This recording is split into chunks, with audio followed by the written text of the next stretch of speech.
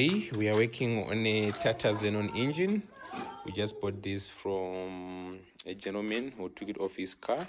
From the looks of it, this engine was never opened. They were just selling it for spares, so I got it at a big bargain price. You can tell that this is the silicone from the shop, from the Tata shop when the car was manufactured. And normally, when the car has been worked, there will be silicone here. If the engine has been opened before, there will be silicone there. So that's the car. We are trying to put it on this bakkie right here. Right here, it doesn't have an engine, so we are trying to take that engine, put it right into this bakkie, and we want this bakkie to be driving with this engine hopefully very soon. So a few things that are missing, like the camshafts, they are missing, and also the rocker arms that sits in these little holes. Let me see right here.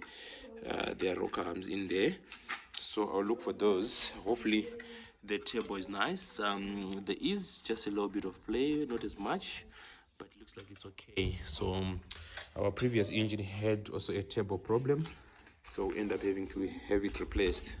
So let's get it going, and as always with Boss Mabuza working on the engine. Boss Mabuza is working on the engine. He's already starting to take it apart. He's starting with the exhaust manifold and removing the turbo as well, but the turbo is connected to the exhaust manifold, so you have to remove both for the Tata Xenon. And we'll also take you through how to rebuild this engine, but as it stands, the head looks okay actually. Nothing looks damaged. I'm seeing almost everything that needs to be there is there. It's fairly in good condition actually. The engine is fairly in good condition. Okay, so here we've put back the head, so that's a bit easy. You have got head bolts here, and there's 1, 2, 3, 4, 5. So you have got 10 head bolts that you need to put back in the gasket.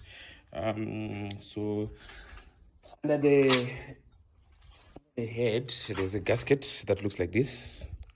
So you just need to make sure the sides, where the holes are, these holes, you can see the holes here, where my finger is. So you make sure that they align, and then you take 2 head bolts, normally one here and one here for alignment. You put it on your head, then you tighten according to specifications of your car. This is a Tata Xenon, so normally they say it's around 97 Newton meters, so you can do that. So that is the head on, and the head bolts are tightened to spec. And then you can see that here from our exhaust manifold there's nothing, and this is where our thermostat is. That's the thermostat housing, so that's there. And then now what is putting, that was not initially there, that is the water pump. So it doesn't have an electric motor pump, it's a manual water pump that is turned by the pulley, by the crank pulley.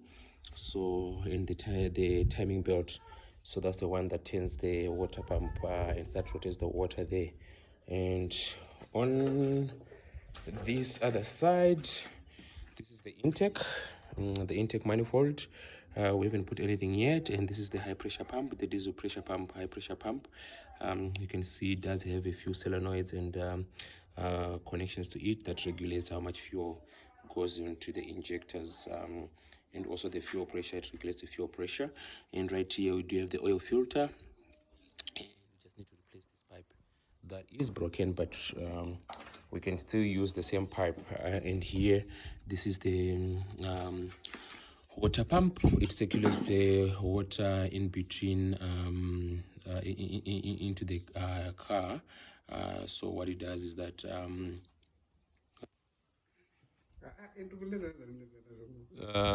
so what it does is that from this side, like I think this is the water Actually, the water that circulates water from the radiator, and it connects the engine. So here, like it connects the head, then the water goes into the head, circulates, and also it circulates in the head, and then here it comes from the radiator, and then you'll see that it does have small other connections right at the back here. Where it comes from the thermostat and from the thermostat housing. So the one here, it goes to, and it looks like it's cut as well. So this one goes to the car, and that's the one that actually hits your car when it's cold in winter. And yeah, then this is the alternator. Under the alternator, then we also have the this one here under the alternator, which is the power steering pump. So some of those these things we didn't take them off because the block was okay and the pistons are okay. Just a little bit movement, a little bit of movement, but they're okay.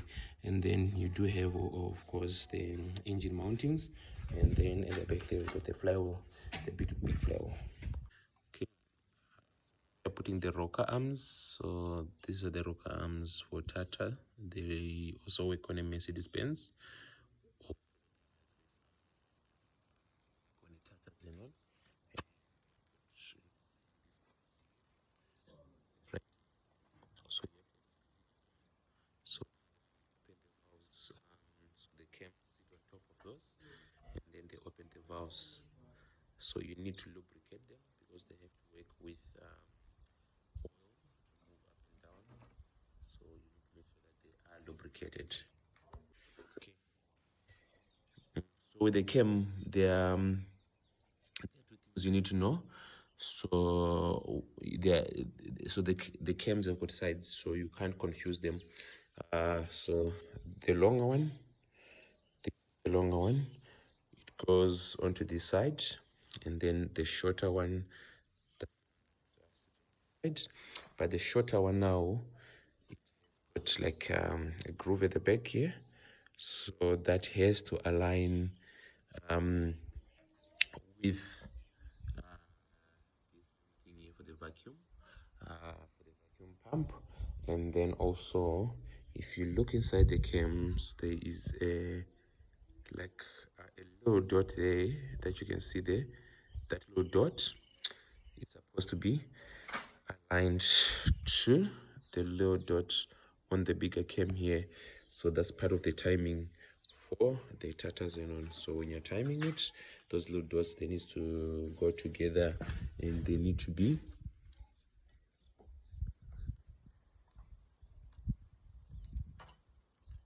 held on together. So, Boss Mabuza, you can do the timing of those things.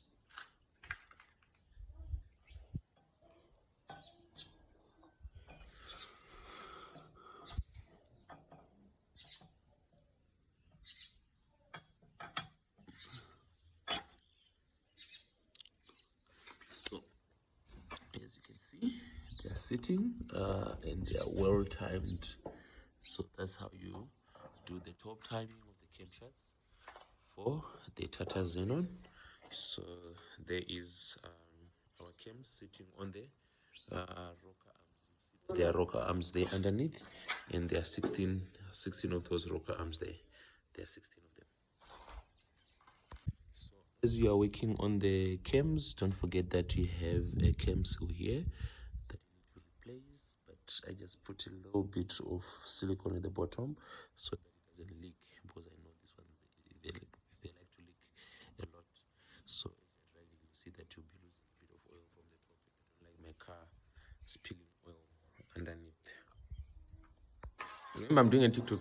So this is the cam cover, and it does have the cam sensor already, which is not normally ideal. You rather put it later on the cam cover. So you have to put silicone here. Normally from the factory you don't see so much silicone because they have a machine, the a squeezing tube that they use. So that's the one that is going to sit, and you can see how it's put. You can come Boss Mabuza and put it on, and remember that you still have the cam seal there that you need to make sure that it's not moving, and you can adjust it. later.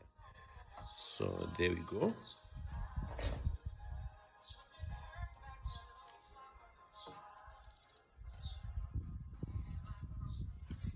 Like that, the camshaft is sitting. So when you buy an engine head, you must buy the cam cover as well, because if you get different head and the cam cover, you will struggle with turning the camshafts. Sometimes they don't sit properly. So yeah, that is basically it, the essence of it. And obviously it does have quite a lot of 10 millimeter bolts, and then the long ones, they come all the way here, and then the small one, there is one that also is tied to the vacuum pump. Yeah, so practically that's it. Okay. So here on the cam cover, you have to deal with a lot of bolts, like you're dealing with 1, 2, 3, 5, 6, 7, 8, 9, 10, 11, 12, 13, 14, 15, 16, 17, 18, 19, 20, 21, 22, 23, 24, 25. We are dealing with 25 bolts there. You are dealing with 25 bolts, so that's quite a lot of bolts that you have to tie. And also you have to torque them to almost 10 to 15 Newton meters. I don't know the exact specifications, but there's a gentleman who knows. And yeah, um, once you've done that, that means you will be able to turn your head and open the valves. But also you must be mindful, because also your your block, this is a interference head, and interference engine. So which means that if you don't time correctly, your valves will hit on top of your piston. So that's something that you need to be careful about. That your car is correctly timed, you don't bend the valves, so that you don't make the mistake of bending your valves. So this is fairly easy. The turbo is connected to the exhaust manifold, so therefore out, you put these bolts in, and then obviously there is the oil line to the turbo, and then there is an oil line out from the turbo back to the engine. So you just need to make sure that you put a gasket here or a silicone on this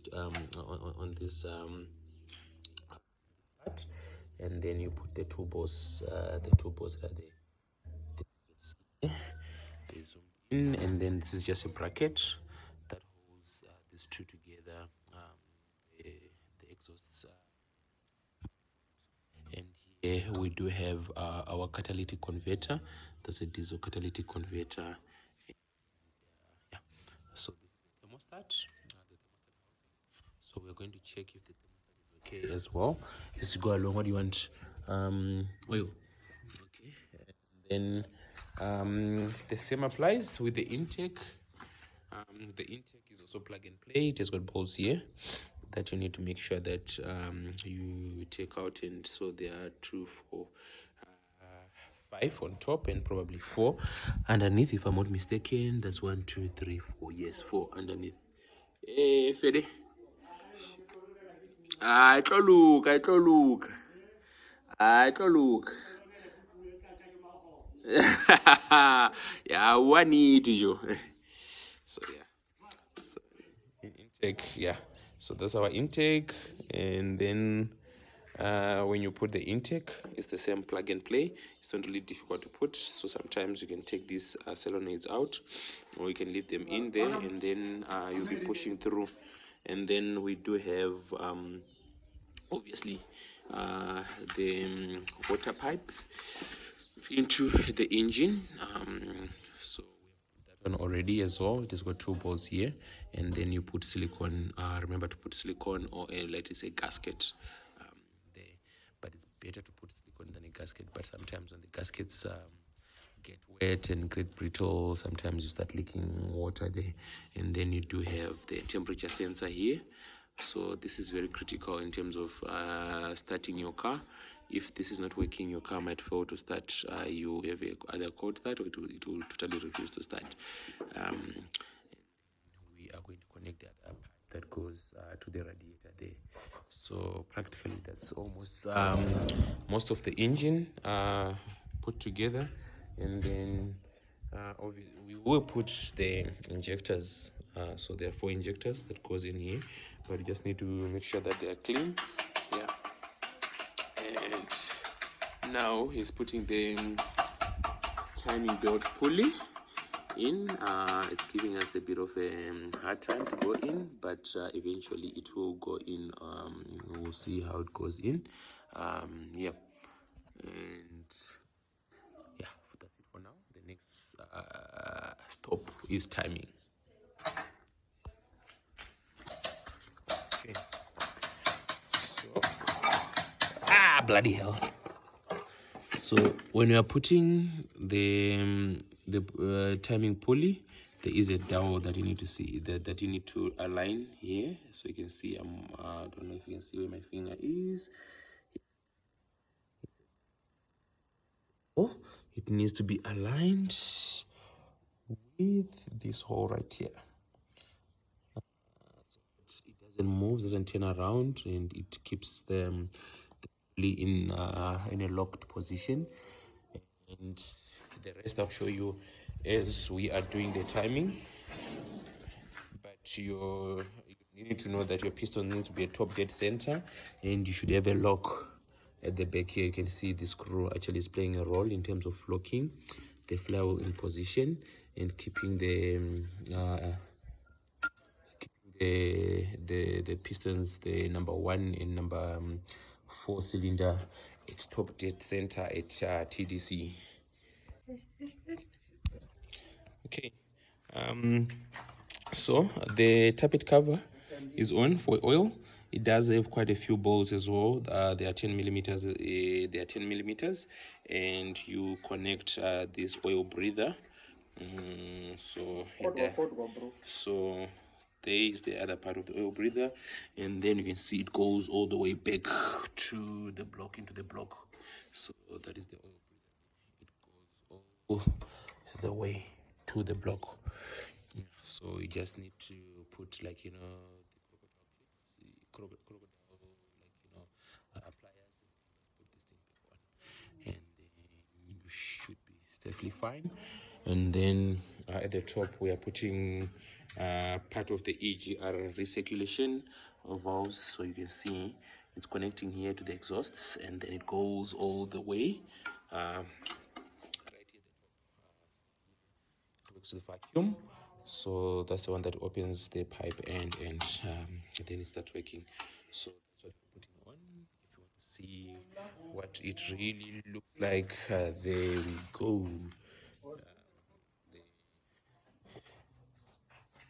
The, the recirculation valve. So that is that, and the engine is coming out cleanly. So the next thing after that is completing the whole recirculation and connecting it to the, it normally goes to the intake here. So there's a connection from here, the other side, all the way to the intake here. So it connects here to the intake. So you see that's what he's working on right now. The pipe, the last piece to the puzzle, and this is a manual recirculation EGR that works with the, the last of the recirculation gas, the last of the EGR pipe is on, so it's on now. And then you should just make sure that, like, you also put this common fuel rail, making sure that the bolts here uh, are in, and sometimes they don't interfere. You don't put things at the top here, like with the one that has got an electronic EGR. You have a problem that once you put the EGR before the common rail, you will struggle to access these bolts here. So that's something that you need to look into before you put your EGR. And then here you've got four, like, fuel rails that are going to come to the injectors here, to the injectors. So that's what we're going to work on next, and then we'll work on timing. And then there is another piece of the water pipe, because Mabuza is holding that one now. Okay. So now on the timing stage. So on the timing stage, what you need to know is that number one, you must have the cam wheel, the cam pulley that has got this thing here to hold the belt from coming. So the one that you wanted to put is quite nice, but doesn't have the cam wheel. So this one stops the boat from coming out. So you also need to check here by the groove here. I don't know if you can see inside. So you need to have that. Yeah, you can see that there is that groove there. So if the groove is on the center and as it is, and it's aligned to this, there's a groove there, that groove there, you see, you can see it, it should be aligned to this hole here. So that is the you will know that your cams are timed well. And remember also, inside there are those two doors that are supposed to meet each other there. If they are not, then you are in trouble. So you need to check when you're putting that. And then the next thing that you need to time is the high pressure pump. So we put a bolt here that goes all the way into the engine. There's another hole there, you see, there. So it's here and it goes inside the engine. So you tighten it so that it doesn't move. And then as I've showed earlier on, as I've showed, turn it a bit and clockwise a bit so that thing is on the center. Just a little bit.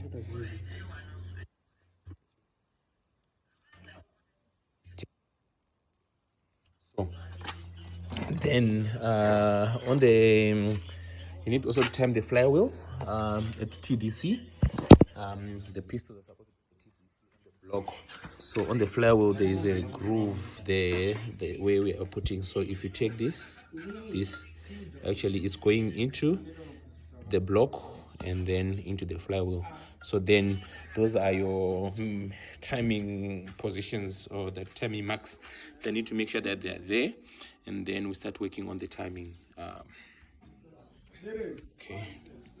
So the car, we put the timing belt and the car is in time. So what you need to do is you just need to rotate it at least 2 rotations, and then you will see you go back to your marks, like one right here and the one right here by the cam, and the one by the crank. And then if they're still in time, by the flywheel, if they're still in time, then you know you have successfully timed your Tata. So yeah, the belts are not really of good quality. You can see it's not good quality if you're comparing it to a VW belt. Like, this is a VW belt, it's very good. Okay, when we're done, so we're just rounding up. So we have put the timing cover up, the front timing cover. So the timing is closed. You won't see the timing belt anymore. And we do have also have the belts, and this is for the aircon pump. And then we have also the other belt, this one, that is for the power steering and the alternator. And then we do have the tensioners that are adjusted, that makes the belt tight or loose. And then I will also have put in uh, the fuel rails. So this is for injector number 4. They are normally written. You will see that it will be 1, 2, 3, and 4, so that you don't confuse those two. but you can always look at these patterns here. They will tell you. The only ones that are a bit tricky is number 4 and number 1. They almost look similar. And this is the other fuel rail from the high pressure pump. If you look down there, that's where it's connected to the high pressure pump. There, that is also timed, so you have it comes all the way up to there, so you just put it there. So when you're bleeding, you can always just check here if the fuel is coming from the pressure pump. It's pumping, and that's part of a process of elimination. And then from there on, you bleed your injectors here. Right here, you should be able to see fuel coming through. If it's not coming through, then you need to check your fueling system. Yeah, those are the things that that I just put in, and this is the like the oil level checker. That's the one that we use as well to check the oil levels. So practically the car is almost done, and the pipe for the water to the radiator right there, and then this is at the top of the radiator.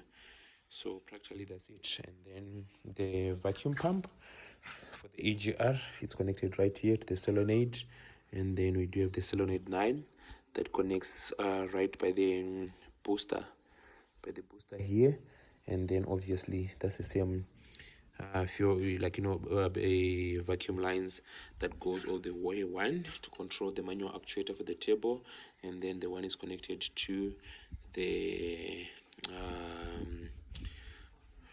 it's the filter, the air filter there. So practically the car is done. What's stopping us are just two things. We are missing the correct clutch plate and the with the clutch plate and the pressure plate. Those are the things that you are waiting for. We do have for a similar car here, but this is a 2014 model, so it doesn't really sit well there. So that's the one that we're waiting for. Otherwise, the engine almost ready to be put on the car. And then also we are going to put the fuel line right here. So there's a fuel line that goes that's the return actually. Let me see. No, actually that's the one that actually pumps in the fuel from the fuel filter into the high pressure pump, and then all the way out, then into the fuel rail to the injectors. So that's that. Other than that, the car, the engine is almost ready to be put on this car right here, and we should be able to be playing with our 4x4 if we've done everything and we don't have any electrical issues. Yeah, then we should be able to run the